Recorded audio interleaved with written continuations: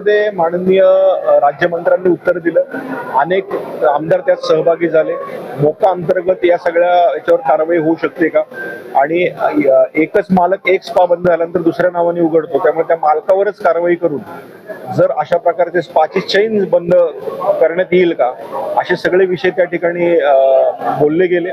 आणि माननीय गृहराज्यमंत्र्यांनी सांगितल्याप्रमाणे लवकरच या विषयात बैठक लावून याविषयीचं धोरण आम्ही लवकरात लवकर जाहीर करू अशी त्यांनी ग्वाही दिली. त्यामुळे येणाऱ्या 6 महिन्यात ते धोरण झालं पाहिजे.